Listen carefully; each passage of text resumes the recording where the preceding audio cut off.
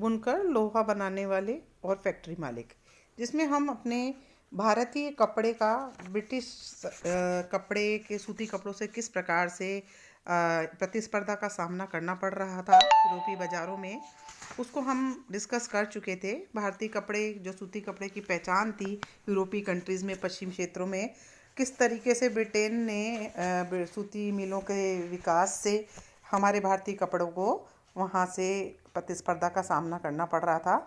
आज पढ़ते हैं कि भारतीय कपड़े का पतन कैसे हुआ। आप लोगों को बताना चाहूँगी कि ब्रिटेन में जब सूती कपड़ा उद्योग का विकास हुआ तो भारतीय कपड़ा पर उसकी कई तरह से असर देखने को मिले। उसको कई प्रतिस्पर्धाओं का सामना करना पड़ा। सबसे पहला असर जो पड़ा कि भारतीय कपड़े को यूरोप और अमेरिका के बाज़ारों में ब्रिटिश उद्योगों से, जो उन्होंने नए अपने औद्योगिक कारखाने बनाए थे, उन कपड़ों से बहुत बड़ा मुकाबला करना पड़ा। और दूसरा असर जो पड़ा कि भारत से ब्रिटेन के कपड़ों को अब निर्यात करना, भारत जो ब्रिटेन को निर्यात करता था कपड़ा, वो करना बहुत मुश्किल हो गया था। क्योंकि ब्रिटिश सरकार ने क्या किया था, भारत से जो कपड़ा आयात किया जाता था उस पर बहुत सारा क्या लगा दिया था, सीमा शुल्क लगा दिया था। और सीमा शुल्क ज़्यादा लगाता था तो कपड़ा क्या हो रहा था, महंगा हो गया था, जिसको खरीदना बहुत मुश्किल होता था। तो ज़्यादा लगेगा तो हमारे लोग ड्यूटी पे नहीं कर पाते थे और माल को भेज नहीं पाते थे। तो ये दो असर देखने के लिए, तो यहाँ प्रश्न होता है कि ब्रिटिश में सूती कपड़े उद्योग के विकास से भारतीय कपड़े पर क्या असर पड़ा। तो इसके दो कारण यहाँ पर मैंने बताए हैं आपको। इसका प्रश्न बनाकर इसका उत्तर भी आप लिखें। फिर आते हैं, आगे चलते हैं कि इंग्लैंड में बने सूती वस्त्र ने 19वीं सदी की शुरुआत में भारतीय कपड़े को अफ्रीका, अमेरिका, यूरोप के परंपरागत बाजारों से प्रतिस्पर्धा करके बाहर निकाल दिया। यानी अब वहाँ पर इंग्लैंड का बना सूती कपड़ा बिकने लगा और भारतीय कपड़े को वहाँ से हटा दिया गया, बाज़ारों से उसकी जगह ख़त्म हो गई। इसकी वजह से क्या हुआ कि जब हमारा कपड़ा बिकेगा ही नहीं तो जो हम कपड़ा बना रहे हैं वो बेकार ही बना रह जाएगा। इससे हमारे जो हज़ारों बुनकर थे, जो कपड़ा बनाते थे, वो लोग क्या हो गए, बेरोजगार हो गए, उनकी आजीविका कमाना भी मुश्किल हो गया। और सबसे ज़्यादा मुश्किल में आया बंगाल के बुनकर, जो कि वहाँ एक प्रमुख केंद्र था कपड़े बनाने का। अब उनके कपड़ों की डिमांड मार्केट में नहीं रही तो वो सब क्या हो गए, बेरोजगार हो गए और बड़ी हालत उनकी खराब हो गई। ब्रिटिश और यूरोपीय कंपनियां ने भारतीय माल खरीदना बंद कर दिया और उनके एजेंटों से तयशुदा आपूर्ति के लिए जो हमारे कपड़ा बनाने वाले थे, उनको जो एडवांस पैसा देते थे वो देना भी बंद कर दिया। अब जब आपके पास पैसा ही नहीं होगा तो आप कैसे तो माल खरीदोगे, कैसे कपड़ा बनाओगे।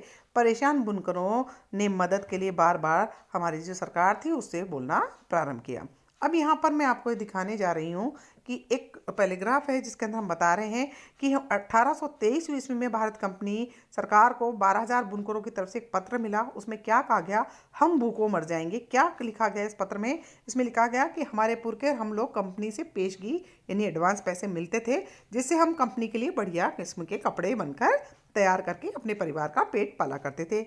अब हमारी बदनसीबी ये है कि हमारे औरांग खत्म हो गए। औरांग शब्द जो है बेटा, ये फारसी भाषा में गोदाम जो होते हैं ना, गोडाउन जिसको हम बोलते हैं, जिसमें हम माल बेचने के लिए इकट्ठा करके एक जगह रखते हैं, उसमें फारसी भाषा शब्द में इस गोडाउन को यानी गोदाम को औरांग शब्द कहा जाता है। तो कह रहे हैं कि हमारे गोदाम खत्म हो कर दिए गए, जिसकी वजह से हम लोग और हमारे परिवारों के पास अब अपना जीवन चलाने के लिए कोई भी साधन नहीं बचा है।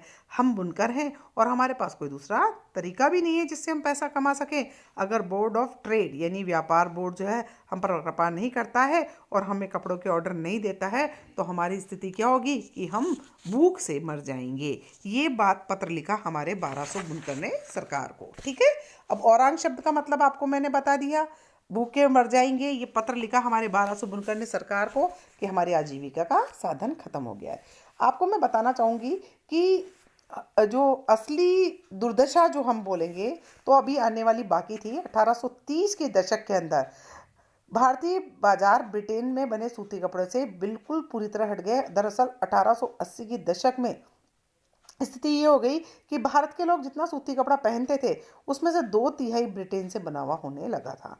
इससे न केवल बुनकरों को बल्कि सूत काटने वालों की भी हालत, आपने देखा होगा ना, सूत की कतली होती है एक ऐसी बनी हुई होती कुकड़ी जिसको हम बोला करते हैं। इस कुकड़ी का जो सूत काट काट के बनाया जाता था, आपने देखा होगा चरखे के ऊपर। जो ग्रामीण क्षेत्र की महिलाएं सूत काट कर अपनी जीविका चला रही थी, अब तो स्थिति ये थी कि वे भी अब बेरोजगार हो गई थी। लेकिन भारत के हथकरघा उद्योग से होने वाली बुनाई अभी पूरी तरह खत्म नहीं हुई थी। तो जब ये आजीविका कमाने की जो महिला जो सूत काट कर अपना आजीविका जो चलाती थी, अब वह भी बेरोजगार हो गई। तो उन्होंने एक पत्र लिखा था, है ना, एक अखबार में रिक्वेस्ट की थी कि आप मेरे इस चीज़ को छापे। 1828 ईस्वी में एक विधवा कताई कामगर ने समाचार दर्शन नामक बंगाली अखबार था, उसके नाम एक पत्र भेजा था और उसमें अपनी दुर्दशा का बयान किया था और बोला था उससे कि आप हमारा इस चीज़ को अखबार में प्रकाशित करें। उसने क्या लिखा था? सेवा में संपादक समाचार, मैं एक कताई कामगर हूँ, भारी कस के साथ ये पत्र लिख रही हूँ, कृपया मेरे इस पत्र को प्रकाशित करें। क्या लिखा इस पत्र में? जब मेरी उम्र 22 साल की तो मेरे पति का देहांत हो गया। मेरी 3 बेटियां हैं। जब मेरे पति का देहांत हुआ तो मेरे पास कुछ भी नहीं बचा था। उनके श्राद्ध करने के लिए मुझे गहने बेचने पड़े। जब हम भूखे मरने की हालत में पहुंच गए तो भगवान ने मुझे जिंदा रखने का एक रास्ता दिखाया। वो था कि मैं तकले पे और चरखे पर सूत काट कर अपनी जीविका चलाने लगी। बुनकर हमारे घर आते थे, 3 तोले प्रति रुपए की दर से सूत खरीद के ले जाते थे। बुनकरों से हमें जितनी पेशगी प्राप्त होती थी, चाहिए थी, वो मुझे मिल जाती थी। इस तरह हम अपने खाने पीने कपड़ों के बारे में अपने निश्चिंतता थी और हम अपना जीवन चला रहे थे। कुछ साल हमने 28 रुपये इकट्ठे कर लिए। इन पैसों से मैंने अपनी बेटी का ब्याह कर दिया। मेरी 3 बेटियां अपने अपने घर चली गई। अब 3 साल पहले हम दोनों औरतें, मेरी सास और मैं, दाने दाने की तरस रहे हैं। अब सूत काटने के लिए बुनकरों के पास बुनकर हमारे पास नहीं आते हैं। अगर मैं बाजार में सूत बेचती हूँ तो पहले के मुकाबले चौथाई दाम भी नहीं मिल पाते हैं। समझ में नहीं आ रहा कि ये सब कैसे हुआ। मैंने बहुत से पूछा, लोग कहते हैं बाहर से जो विलायती लोग थे सूत आयात किया जा रहा है। बुनकर वही सूत खरीद कर कपड़ा वही बना लेते हैं। लोग इस सूत का बना कपड़ा 2 महीने तक भी नहीं पहनते हैं और ये गलकर तार तार हो जाता है। तो ये पत्र लिखा एक महिला ने, विधवा ने, जो कि कतली से क्या करती थी, कामगर महिला थी, जो कष्टों से अपनी आजीविका भी नहीं चला पा रही थी। तो ये पत्र उन्होंने लिखा था। तो आज बच्चों मैंने आपको बताया है कि कपड़ों के पतन में हमारे बुनकरों को क्या क्या असुविधाओं का सामना करना पड़ रहा है। हम आज यहीं पर ख़त्म करते हैं। नेक्स्ट हम अपने लेक्चर को कंटिन्यू